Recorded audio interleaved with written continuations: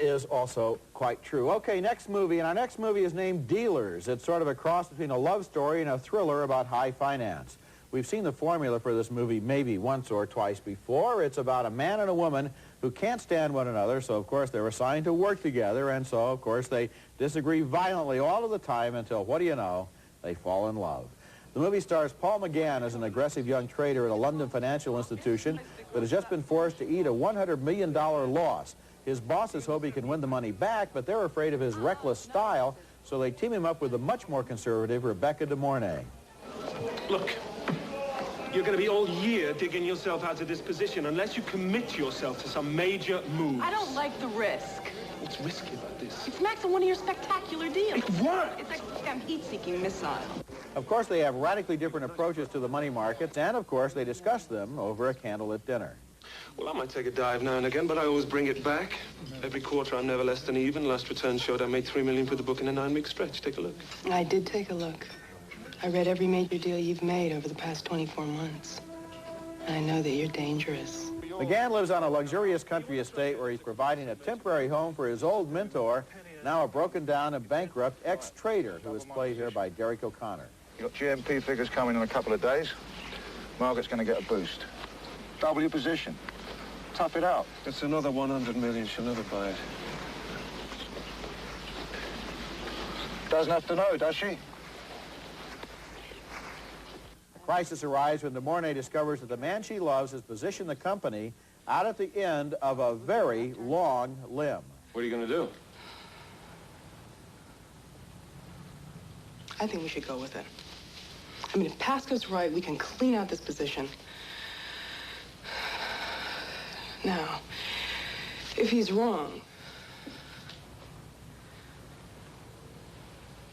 Now, even though the formula of Dealers is familiar, the man and the woman argue themselves right into each other's arms, there was a lot in this movie that was perceptive and intelligent, and it also had a lot of style. I like the way Rebecca De Mornay showed how her character kept a steel wall between her heart and her business sense. I like the hard-edged brassiness of Paul McGann, an actor I saw for the first time in With Nail and I.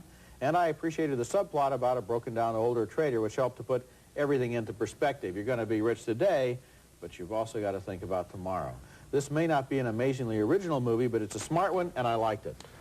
Boy, you swung totally around in your review. You start out knocking one thing after another, and then you come back and you say you like it. I didn't knock, I just recognized. I just said, I recognize this, I recognize that in terms of the formula. But you know, formulas can be done well or badly. Right. Bloodhounds of Broadway is bad formula. This is good formula. Not in my opinion. I mean, it is formula, and I'm sitting there thinking to myself, gee, the English can do this kind of bad formula film as badly as Americans can do. And I was really disappointed because I thought that there might be a harder edge to this story. It's something that people, I think, are interested in. Wall Street was, to my mind, that film was a little bit too glamorous. And I think that there could be a really interesting picture that had a real heart of darkness to it.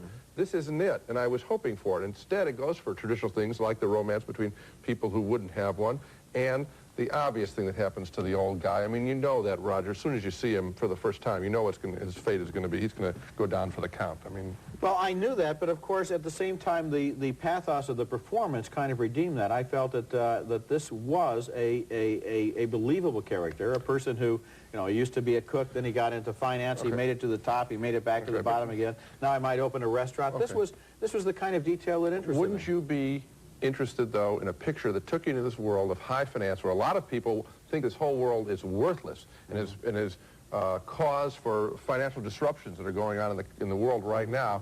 Wouldn't it be interesting if a picture told you something you didn't know?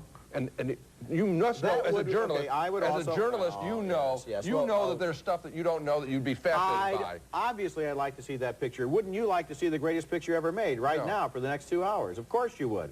I'm reviewing the movie that was made. I liked it. I didn't think it was the greatest movie ever made, but for you to ask a question like that hypothetically is meaningless. No, I'm just saying I'm revealing to you what that picture, and particularly with an English cast in the international world, I thought it could have been there, and it wasn't there. It came to me as a blinding revelation. Anyway. Okay.